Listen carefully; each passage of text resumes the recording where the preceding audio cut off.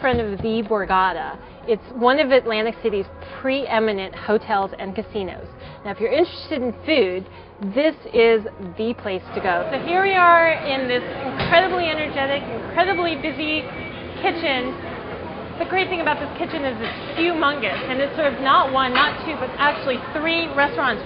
We're about to meet the chef. So we're here with Luke Palladino in his kitchen, and we are making, what's the name of the dish we're making? Pesce all'acqua pazza. Oh, but I don't understand Italiano. Fish in crazy water. Fish in crazy water. Could you explain what that means just briefly? It's basically, just so few ingredients make it so crazy good. Some of the key ingredients of the pesce all'acqua pazza, or the crazy water, garlic that we thinly slice, sprigs of parsley we put in the cavity. I love marjoram, and this is such an aromatic herb. It's like oregano, but it's a little bit more fragrant. It's a lot more fragrant, and I love it. These are very important components. I put little celery hearts in there. The hearts of the celery never touch the sunlight. They're very delicate, and I love the leaves of the center. They're great with the fish. And I put a couple of pieces of scallion in there to serve as an onion. A little shaved fennel. And then, it's summertime now, so we have these beautiful heirloom tomatoes. We cut these up in pieces, and they just stew with it, making it divine. These are chilies. You can use dried chili flakes. These are, we buy this. This is from Calabria, Italy. These are Calabrese chilies. These are amazing chilies. These are Ligurian olives. These are called Taggiasca olives. These are very meaty olives from the Italian Riviera. This is a branzino. You can use a red snapper. You can use a dorade. You can even use, a flounder fish if you like. I'll show you a trick that'll take away most of the bones, so when we go to fillet the fish, it'll be foolproof. And all you'll have is the bone in the center. The one that looks like a comb in the cartoons. Wow. Remember those? Now here, you don't need this part here. This little finger, so we're going to take it off. This helps to get some of the bones. A lot of bones in this piece right here. And what we do now is, you want to take off the dorsal and the underfins here. There is a line of small little bones here that are annoying when you go to fillet a fish, especially a whole fish. I'm going to show you a trick to take these out. So you take your knife, and you don't want to poke in. You want to use this and cut right along very easily. Don't put much pressure, or else you don't want to cut your fingers. If you aim it this way, you're likely to, if you slip, you can cut yourself. But I'm aiming the knife down, and I'm just making an incision. Now, Chef, are you sort of feeling along where the bones are? I am, so I can feel it right in here. Now, I'll flip it. I'm on the same side. I'm going to do the same to the bottom, and I'm aiming down just until I make my incision, and then I got this again. Now, what I'll do now is I'll flip it over. Essentially, on the other side, I'm doing the same thing. Always aiming down, so you're safe. All right, and then the same here. Always just right above the bones. You can't miss this line, and it's very easy to cut into. See that? All right, come in. I just cut the skin. Come in, just like a zipper. So you grab this, and you pull it right. See how easy? I'm not even using any force. Cool. I use this towel just because at home you might prick yourself with these little bones. I don't want you to do that. It's great. You can use that for stock if you want.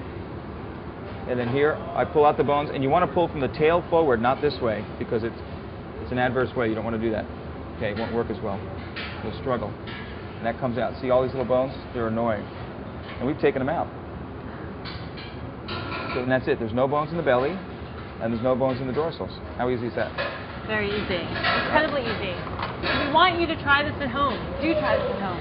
Now, ideally, you would use a pan that isn't too much bigger than the fish, right? That's right. About the same size. As you see, they're pretty close. So you want all the ingredients to stay tight without having too much garnish or too much liquid.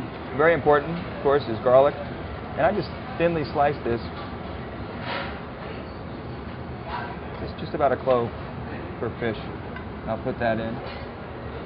These little Calabrese chilies here. So these chilies come wet in a paste, just like they are. That's right. And this is what makes it crazy. The chilies, acqua pazza, the crazy water. Are they super, super fiery chilies? No. They're medium hot. I put some celery. From the celery hearts. This is so good.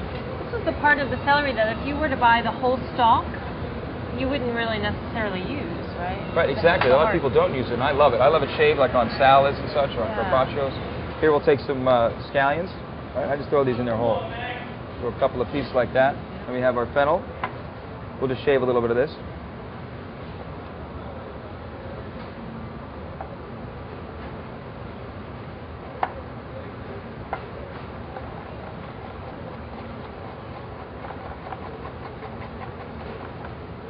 just adds nice aroma. It's delicious.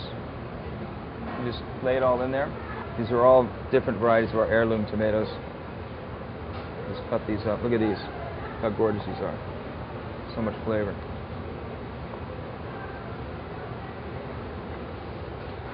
So right on top of this, just kind of make some room. Fish goes in.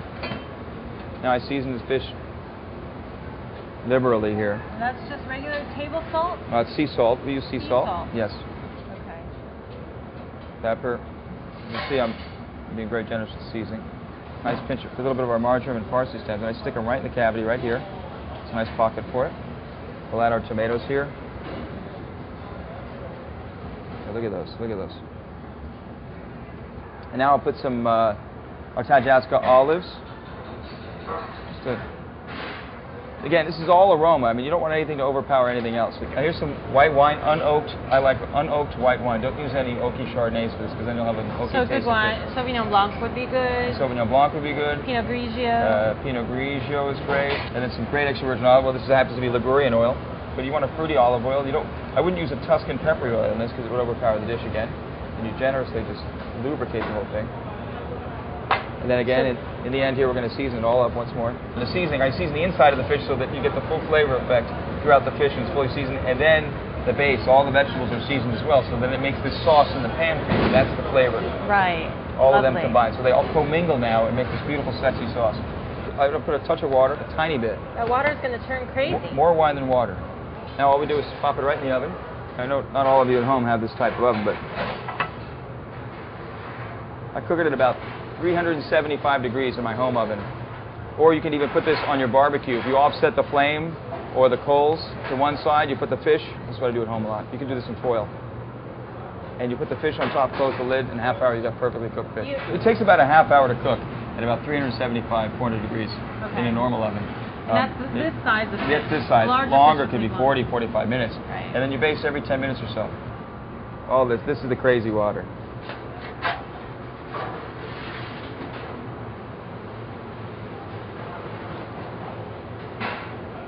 That's it. It's beautiful. So I just take basil leaves. Just this is very Italian. You just take them. You want to release the aromas just at the moment, just as we do in the restaurant. You don't pre-cut it, and you just toss them in there. Give it another baste.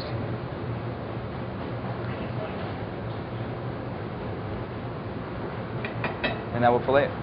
So you come in. I love the skin, but some people like to take the skin off. And you roll it up on your fork just like it's pasta. Here, so what we'll do is we'll remove the twigs here, which is the parsley and the marjoram. Cut right down the center here. Look at that, come right off. Cut it with a spoon. Look at that, comes right off.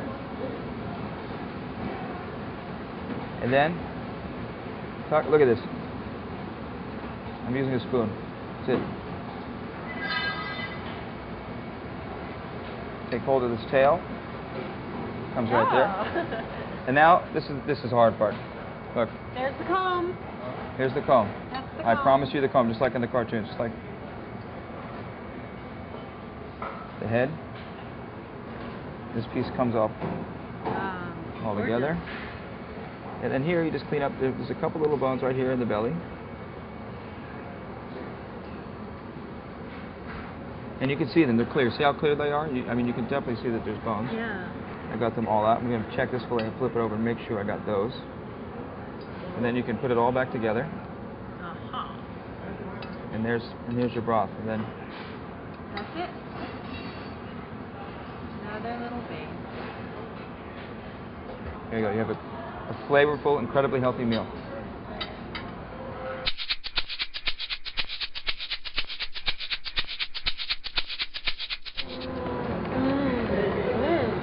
There's an explosion of flavors.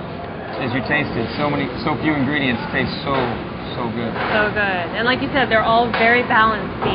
The olives give it that salt and the bite and the peppery bite, and then the chilies, of course. And it's just a beautiful dish, really. Thank you.